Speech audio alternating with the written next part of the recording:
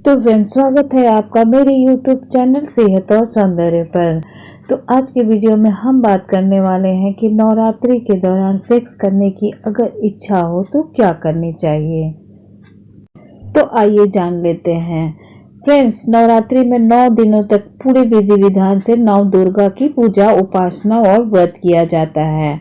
और ऐसी मान्यता है कि नवरात्रि में माँ दुर्गा धरती पर आती है और 9 दिनों तक धरती पर निवास करती है। इन 9 दिनों में भक्तजन माता को प्रसन्न करने के लिए पूजा, अनुष्ठान और व्रत करते हैं। शास्त्रों के अनुसार नवरात्रि के दिनों में कुछ नियमों का पालन करना बेहद महत्वपूर्ण है, अथवा माता रुष्ट हो सकती है। धार्मिक ग्रंथों के अनुसार नवरात्रि में सात्विक भोजन करना चाहिए और शुद्ध आचरण करना चाहिए। नवरात्रि में मांसाहार के सेवन, दिन में सोने, नाखून काटने और शारीरिक संबंध बनाने को लेकर सख्त मनाही है। नवरात्रि में शारीरिक संबंध नहीं बनाने चाहिए, इसके पीछे कई आध्यात्मिक और वैज्ञानिक तथ्य जुड़े हुए हैं। तो आज के वीडियो में हम आपको बताएंगे कि नवरात्रि के दिनों में सेक्स करना उचित क्यों नहीं है। तो दोस्तों, आध्यात्मिक दृष्टिकोण से नवरात्रि व्रत के दौरान सेक्स करना उचित नहीं माना जाता है। ऐसा इसलिए क्योंकि शारीरिक संबंध बनाने और सेक्स के बारे में सोचने से हमारा मन विचलित होता है, जिससे पूजा, उपासना में विघ्न आ सकती है। नवरात्रि में पवित्र मन और भक्ति भाव से माता की पूजा करनी चाहिए और ऐसे में शारीरिक संबंध बनाने से हम शुद्ध मन से माता की पूजा नहीं कर पाएंगे। इसलिए नवरात्रि के दिनों में शारीरिक संबंध ना बनाना ही बेहतर रहता है। इसके पीछे एक वजह यह भी है कि ऐसा माना जाता है कि नवरात्रि के दिनों में माँ स्त्री के अंदर निवास करती है, इसलिए नवरात्रि में ब्रह्मचर्य का पालन करना चाहिए। नवरात्रि व्रत में सेक्स की मनाही का एक और कारण यह भी है कि व्रत के कारण शरीर में ऊर्जा की कमी रहती है, जिसके कारण पति पत्नी सेक्स के लिए पूरी तरह तैयार नहीं हो पाते। यही भी एक मुख्य वजह है कि नवरात्रि के व्रत के दौरान सेक्स नहीं करना चाहिए। इसके अलावा पाया गया है कि सेक्स के दौरान महिलाओं के शरीर में कई हार्मोन्स निकलते हैं, जिससे उनके शरीर में उत्तेजना पैदा होती है। इस वजह से उनका ध्यान आध्यात्मिक बातों से भटक सकता है, इसलिए नवरात्रि के दौरान सेक्स करने के लिए मना किया जाता है। तो फ्रेंड्स, नवरात्रि संस्कृत भाषा का एक शब्द है जिसका अर्थ होता है नवरात्रि। हिंदू धर्म में मनाए जाने वाले त्योहारों में सबसे पवित्र माना जाने वाला नवरात्रि त्योहार साल में 2 बार मनाया जाता है। हिंदू धर्म की मान्यता के अनुसार सभी घर में माँ दुर्गा के नाम की ज्योत रखी जाती है, उनके नाम से ज्वारे लगाई जाती है और पूरे विधि विधान से देवी माँ की पूजा की जाती है। इस त्योहार के दौरान अधिकतर महिलाएं उपवास रखकर अपनी भक्ति देवी माँ के प्रति व्यक्त करती हैं। नवरात्रि के इस पूरे 9 दिन माँ दुर्गा अपने अलग अलग रूप में हर दिन भक्तों के पास आती हैं, लेकिन इन 9 रूपों में से मुख्य 3 रूप हैं महालक्ष्मी, महासरस्वती और महाकाली। पर देवी माँ के इन 3 रूपों के अलावा भी कई रूपों की पूजा की जाती है। नवरात्रि पूजन में महिलाएं व्रत रखती है और अपना पूरा मन देवी पर लगाती है। इस दौरान उन्हें शारीरिक संबंध न बनाने की सलाह दी जाती है। यह बात सिर्फ मान्यताओं के अनुसार नहीं कही गई है, इसमें मनाही के पीछे खास वजह यह है कि इन 9 दिनों महिलाओं उपवास की वजह से शारीरिक तौर पर कमजोर हो जाती है। साथ ही उपवास के कारण उनमें चिड़चिड़ापन भी आ जाता है और ऐसे समय में उनसे संबंध बनाना सही नहीं होता। और इसमें मुख्य बात ये आती है कि आध्यात्म से मन भटकता है। सेक्स के दौरान महिलाओं के शरीर से कई हार्मोन्स निकलते जो तामसी प्रवृत्ति के होते हैं और ये हार्मोन्स उनका ध्यान आध्यात्म से दूर करते हैं, इसलिए नवरात्रि के दौरान सेक्स करने के लिए मना किया जाता है। वैसे हिंदू धर्म में यह मनाही सिर्फ औरतों के लिए नहीं है, सेक्स के मामले में पुरुषों को भी नवरात्रि के दौरान भौतिकता से दूर रहने की बात कही जाती है। और इसमें अगली बात आती है कि शारीरिक संबंध बनाने में शरीर में कुछ विशेष तरह के हार्मोन्स का भी निष्कर्षण होता है, इसलिए इस समय नकारात्मक शक्तियां जल्द ही अपनी चपेट में ले लेती है। इस अवस्था में उनके मन में निराशा घर करने लगती है तथा कई बार वे अवसाद के शिकार भी हो जाती हैं। और इसमें अगली बात आती है कि जिस प्रकार किसी की मृत्यु के बाद हम नियम कानून का पालन करते हैं, उसी प्रकार नवरात्र में देवी को पूजन के वक्त भी शास्त्रों में दिए गए कई नियम हम मानते हैं। जैसे कि कुछ नियम देवी के इन 9 दिनों हमारे घर पर पधारती है। शास्त्रों के हिसाब से हमें इस दौरान शारीरिक संबंध नहीं बनाना चाहिए, नाखून बाल नहीं काटने चाहिए, यहाँ तक कि बाल में तेल और शैम्पू का भी प्रयोग नहीं करना चाहिए।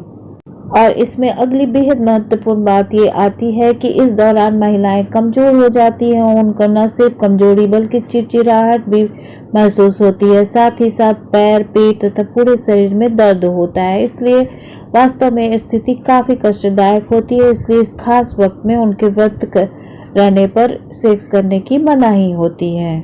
और इसमें अगला नियम ये आता है कि जिस बिस्तर पर आमूनन हम शारीरिक संबंध बनाते हैं उसी को छूकर पूजा करने की मनाही है, क्योंकि इस तरह हम अशुद्ध हो जाते हैं। इसलिए देवी के आह्वान के लिए यह गलत है।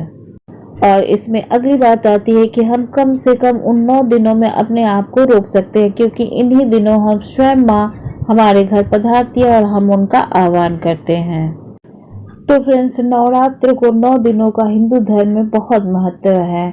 ऐसी मान्यता है कि इन दिनों में आध्यात्मिक ऊर्जा का विकास करना सहज होता है। इसकी वजह से यह मानी जाती है कि माता आदि शक्ति इन 9 दिनों में अपने 9 रूपों के साथ धरती पर निवास करती है। इसलिए आदिकाल से ये 9 दिन शक्ति उपासना के दिन माने जाते हैं। साधु संतों से लेकर देवी देवता और सामान्य मनुष्य भी माता की आराधना करते हैं। शास्त्रों का हवाला देते हुए पंडित जन कहते हैं कि इस दौरान सात्विक भोजन करना चाहिए और वासना रहित होकर साधना करें। तो दोस्तों, आध्यात्मिक नजरिए से देखा जाए तो अगर आपके घर में नवरात्र की पूजा होती है तो इन दिनों यौन संबंध बनाने से बचना चाहिए, क्योंकि हम पूरे पवित्र मन से माँ की पूजा करते हैं। और अगर हम यौन संबंधों के बारे में सोचेंगे तो माँ की पूजा में मन विचलित होगा, जिससे साधना अपूर्ण होगी और इस अवसर का लाभ पाने से वंचित रह जाएंगे। नवरात्र के दौरान व्रत रखने की भी मान्यता है। घर में आपका जीवन साथी कोई व्रत रखता है तो यौनाचरण के कारण उनका व्रत भंग हो सकता है। और वैज्ञानिक दृष्टिकोण से व्रत के कारण शरीर में ऊर्जा की कमी होती है, जिससे यौनाचरण के साथ साथी मानसिक और शारीरिक तौर पर तैयार नहीं होता है। इसलिए इन दिनों संयम रखने की बात को धर्म से जोड़कर देखा जाता है। तो दोस्तों, साल में दोनों नवरात्र आश्विन और चैत्र के दौरान ऋतु परिवर्तन होता है।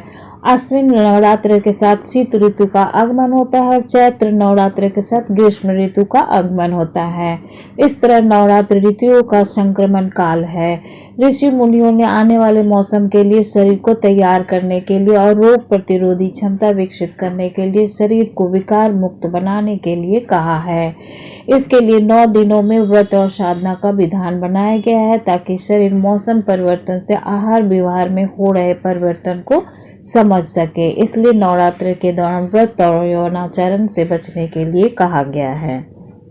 धार्मिक दृष्टिकोण से भी यह कहा जाता है कि नवरात्र के दिनों में जब माता धरती पर रहती है तो सभी स्त्रियों में उनका अंश मौजूद होता है। यही वजह है कि इस समय सुहागन महिलाओं की भी पूजा की जाती है और उन्हें सुहाग सामग्री देने की परंपरा है। इसलिए भी नवरात्र के दौरान संयम और ब्रह्मचर्य पालन करना बेहद जरूरी है।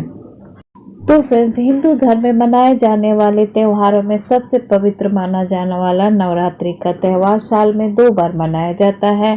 पितरपक्ष के बाद इस महीने भी नवरात्रि का यह त्यौहार धूमधाम से मनाया जाता है और हिंदू धर्म की मान्यता के अनुसार सभी घर में माँ दुर्गा के नाम की ज्योत रखी जाती है।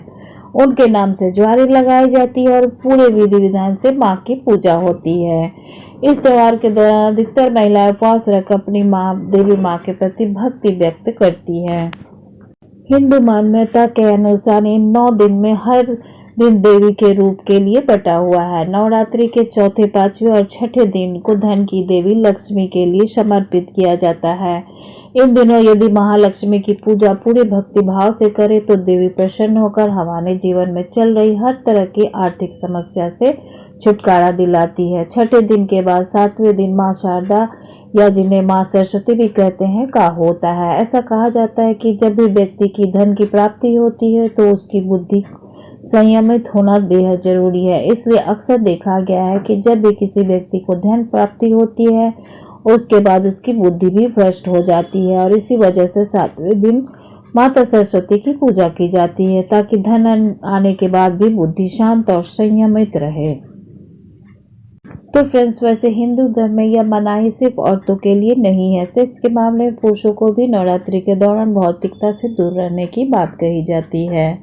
आई होप वीडियो काफी हेल्पफुल होगा और इसी तरह की जानकारी से भरपूर वीडियोस के लिए मेरे चैनल को सब्सक्राइब कर ले और बेल आइकन को प्रेस करके ऑल पर प्रेस कर दे ताकि लेटेस्ट वीडियो की अपडेट आप तक पहुंचती रहे। धन्यवाद। Take care. Bye bye.